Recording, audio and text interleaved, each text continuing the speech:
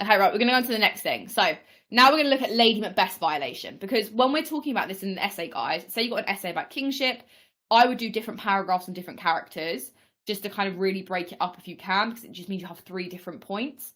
So Lady Macbeth's violation. Lady Macbeth is instrumental in catalysing means moving it forward, catalysing the plot of tragedy, but most significantly, catalysing Macbeth's violation of kingship. So she moves it forward.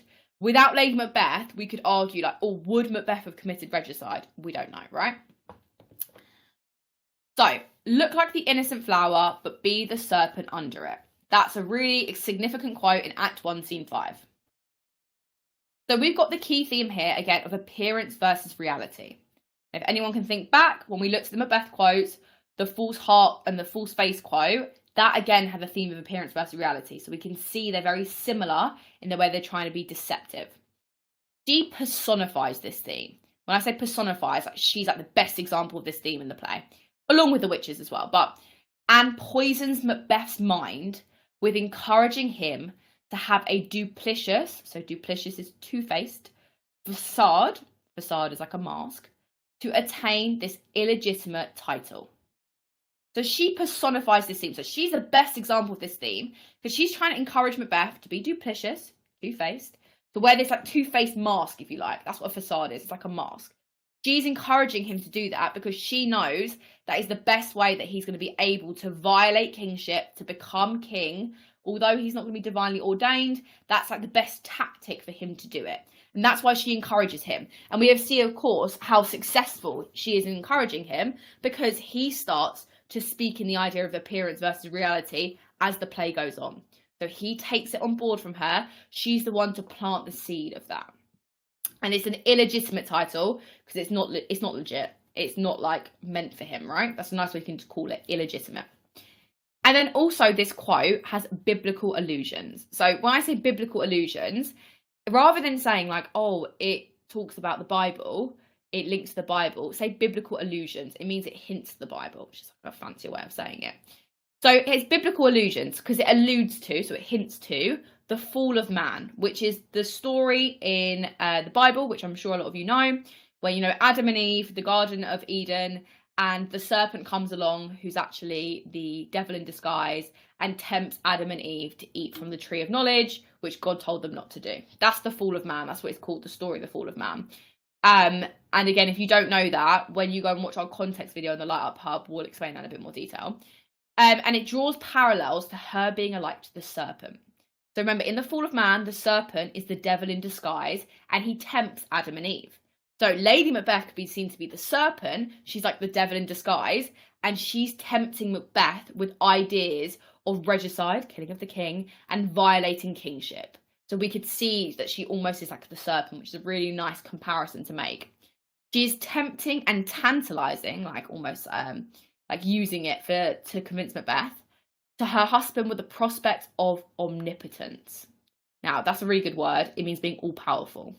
So she's tantalizing him. She's teasing him with the idea of being king. And of course, if he is king, he'll be all-powerful. So omnipotence. So that's a really, really nice way to talk about it. So look at the idea of appearance versus reality, duplicitous facade, two-faced mask, and then linking her to the fact of the fall of man and the fact that she is the serpent. She's the devil in disguise. Okay, there we go. Okay, and then the next quote here that we're going to have a look at again, we'll ask questions about Lady Macbeth after we finished her. When you durst do it, then you were a man. So this is in Act 1, Scene 7. So again, this is when Lady Macbeth is trying to convince Macbeth to violate kingship, to commit regicide, and she kind of says to him, what she's saying here is she's when you do it, then you're a man. But before then, you're no man to me. You're not my husband, you're not a man if you don't actually commit regicide. So she uses the tool of emasculation. Now, emasculation is when you use somebody's masculinity against them. So, for example, if somebody is obviously a man, and then you're right, well, don't be a girl. Why are you doing that? That's emasculation. That's using someone's masculinity against them to try and make them do something. She's using his masculinity to be oh, well, you're not a man then if you don't commit regicide. So that's called emasculation. So really, really nice phrasing to utilize in terms of Lady Macbeth and Macbeth's relationship. You use it. So this is a pivotal tool. So pivotal means like really important. A pivotal tool to threaten Macbeth's masculinity, to encourage him to violate kingship. Arguably, if Lady Macbeth did not emasculate Macbeth, so use his masculinity against him, he may not have committed regicide, because he is committing it, almost, out of fear that he would have been emasculated by his wife. Think about at the time, it's a patriarchal society. Patriarchal is male-dominated. So men were meant to be superior. They were meant to be above their wives. And if she is above him, he's like, oh my gosh, like, my wife's above me. I can't let this happen. Like, this is not right. So he's going to do what he can, but he's been manipulated by her.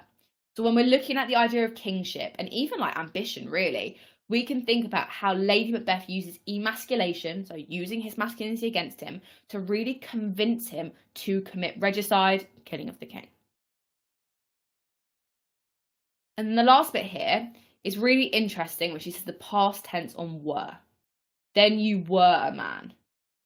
So this signifies that his masculinity is no longer present. The fact she's talking in past tense, like then you were a man before, but if you were going to commit this, it shows that she doesn't think he's a man anymore. So at this present moment when she's speaking to him, because he's not committed regicide, because he's not violated kingship, he is no longer a man. So she has extracted his masculine powers by, of course, emasculating him. And he can only gain them back once he becomes king. He can only gain them back once he becomes king. So she's basically saying to him, then you were a man. If you commit regicide, if you violate kingship, then you become a man again. And of course, Macbeth is completely manipulated by Lady Macbeth, and especially by her tools of emasculation. And she also kind of teases him with ideas of power, because she knows that appeals to his ego, like the idea of like what he wants himself to be.